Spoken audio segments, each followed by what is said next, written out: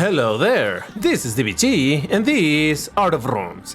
And alright, let's continue playing some more Asphalt 8, and today it's a special day. Because today for the second time I achieved my objective in this game. And what am I talking about? Lamborghini. Of course I'm talking about Lamborghini and the current special event for the Lambo Huracan Evo Spyder. A car that I actually don't love how it looks. I've been outspoken about the fact that I don't like convertibles, but still, you know, it's a Lambo and I'm gonna get it. Now, real quick over here, if we look at the progress that I've made in the special event, you can see that I've done pretty much all of the stages that I can, except for a couple of them. And actually, I did a lot of these just yesterday. I claimed a lot of fusion coins from that. Well, not a lot, but a decent bunch of them. And currently I haven't done a stage 14 because for this one you need the Lamborghini Koenigsegg Jesko Absolute, because that's totally Lamborghini.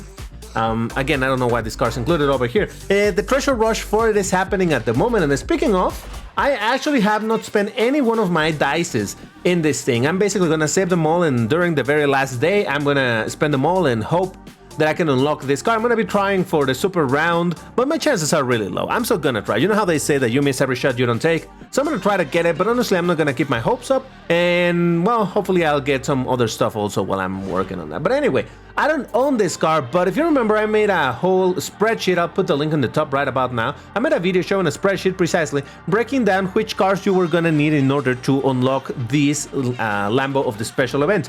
And you don't actually need to own the Koenigsegg Jesko Absolute. There's 2 free tries in early stages, so this one, it's no longer a free try, but you get to skip it. I mean, you can also skip it by spending tokens, but I don't imagine a lot of people are willing to do so. But don't even worry, you don't need to do that. Over here, for example, in the stage 15, I've almost finished it. Jesus, this gave me some headaches, because it asks you to do flat spins on a track that doesn't really have ramps. I mean, there's a couple of places where you can do the flat spins, but overall, if you don't know where they are, it's kind of annoying. And right now I only need to get under 51 seconds. So just to make sure that I don't waste my fuel, I might actually end up using some boosters for this in the next stage. I mean, generally speaking, you don't really need to use boosters. That's what I found. So long as you do the race decently, alright, you'll be fine. Boosters are not required, but again, just because I'm recording and I don't want to waste tickets like I've done before, I would rather use some boosters and guarantee that I'm gonna get it. But anyway, I already started this race in this way, so let's finish it this way. I haven't talked a lot about the performance of this car because this particular car, because obviously I haven't had much of a chance to test it. Not in multiplayer, not at all. So all I can say is that it seems to handle nice, but I really don't know about acceleration. I don't know about nitration or anything. I really haven't even gone triple boosted with it, but we'll do that a little later. Obviously I will unlock the car in this video, but you know, this is not an ultimate car. It's gonna be at stock, and this is a car that I'm not going to ultimate upgrade. I know that I have done ultimate upgrades for a couple other cars from a special event. You know, the Reventon and the Starado I did, but not this one. I actually don't like this car very much, like I said earlier. I just don't like too much how by being a convertible, it messes up a little bit the shape of the engine cover and all that. It's not a good looking car. I mean, it's not that it's ugly, but in my personal opinion, it ain't beautiful either. But no matter, it is a Lambo, and of course, I need to get it. Okay, this time I did go triple boosted over here, shouldn't be much of a problem. And actually this gives me a better idea of how this thing handles, because there are some cars that handle really good when they're unboosted, and as soon as you boost them because they go faster, they kind of lose a little bit of their handling edge. I don't know, I may be making this up, but I swear that I felt this before, so this one seems alright, still somewhat handleable. Yeah, you can see that I'm swerving a little bit, so decently responsive. I don't know, probably someone else has already made some review of the car, of the performance of the car. You know that I never do that. I don't go for objective numbers and the natural duration is this much and the drifting radius is by none of that. I just go by feel. At the end of the day, I think not focusing so much in the nitty-gritty of the numbers for this, since a guy that normally is it's about numbers, but hey, allows me to enjoy the cars a bit more without worrying too much about how well it performs versus that other car, you know? Alright, so there we go, and I got some more kits for the Diablo that I don't need because I already pro'd out the car. That was a car that I also made a video on upgrading it and MP tuning it. But by this point I already have it at Pro. I need to make a video doing an MP test with it, but that'll be for another moment. For now, you can see that I have 215 conditions done, and I need 218. So that means with 3 additional conditions, I will be able to do it. But speaking of the Diablo, it may not be a multiplayer test, but we get to drive this beauty with this beautiful decal. Like I said, I made a video on it, and I really like this. My objectives are to finish the race without wrecks one time, do some knockdowns, a certain time. Oh, a bunch of drift. This is the one that I gotta remember to do. Yeah, this one's surprisingly the drift objectives are the ones that I find the hardest. And obviously it's not because drifting it's difficult, but because you normally don't need to drift that much, so it does get a little bit weird to focus into, oh, I gotta drift for this much. So it was 1,000 meters. Ah, Jesus Christ. So it's not too much. There's some other stages that ask you to do like 1,500 meters of drift, and it's like, oh boy, I gotta do a whole lot of... But hey, it's alright. Again, this whole thing of the objectives or the conditions is not something difficult. It's just there to what would I say, artificially make this a more involved experience. I don't know, but honestly, I do in a certain way. I do enjoy that there's some objectives that needs you to get out of your way a little bit, because if it was just finish this race 5 times and then you're done, well, how is it different than from all the other thousands of times that you finished the same race, you know? Instead, if you have a particular objective that you gotta do, then you're like, oh, okay, well, yeah, I need to pay a bit more attention, huh? So anyway, actually, by finishing this race, this should be more than enough to get all of my, well, the 3 conditions that I needed in order to unlock the car. But since we're here, might as well, you know, do the whole thing, do it proper, do it real. All right, so I still need to focus on doing more drift. But man, look at my Diablo with that absolutely get in. Ah, jeez. Oh man, please tell me that I'm still gonna be able to make the time. I don't know. I keep on saying that this... Oh, am I gonna crash? Yes, I am. Alright, this race is cursed. That's 2 wrecks. 2 wrecks in one race. I don't know that I managed to get the time. But yeah, this decal... Oh, come on. This is in a way... I did say that for the Year of the Ox, it would have been fantastic if we would have had a, you know, the Chinese New Year thingy. For the Year of the Ox, we had a special edition decal for a Lambo, you know, like a whatever Lambo special edition, and have a big bull and all of that. That would have been fantastic. Instead, we got the BXR special editions, which is not a bad looking car, although I am disappointed that they didn't give it a big wing. But anyway, it would have been great for a Lambo to have that, but they never did, unfortunately, and I don't know that the game will be alive for another 12 years for us to get back into that. I don't know how long it takes for us to circle back into that same year, but anyway, for the Year of the Ox. But this decal kind of makes up for it, because look at the... Well, if the game would allow me to look at it, yeah, look at that big bull over there on the sides of the car. It looks absolutely fantastic, and it's not any bull, it's a Lambo bull, so it makes it even better. Did I do the drift? Oh man, I don't know. Yeah, like I said, the drift is something that I need to remind myself to do, otherwise I'm like, no, I'm just gonna finish the race, and next thing I know, like, oh, right, I did not do that, huh? So I think I didn't do it on the last race, so that's gonna be one condition that I did not complete.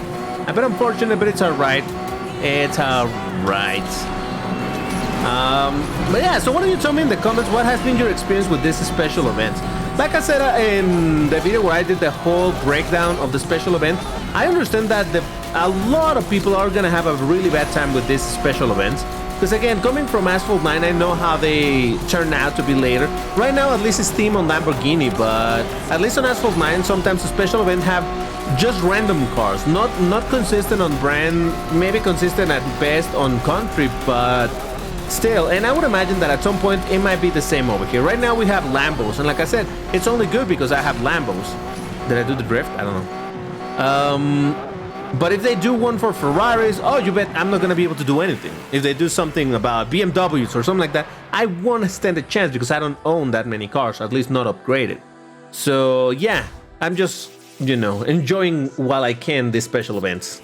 All right, and just reviewing what I managed to get over here. Yes, thank you. Yeah, I missed one. Yeah, I missed one of the drifts. All right, we have to do it. I gotta do it. And here we go. All right, the last one has been finished. And you know how many conditions does that mean I have? It should be 225, isn't it? Isn't it? 225. And do you know what that means? Yes, you do. Yes, you do. Let's get it.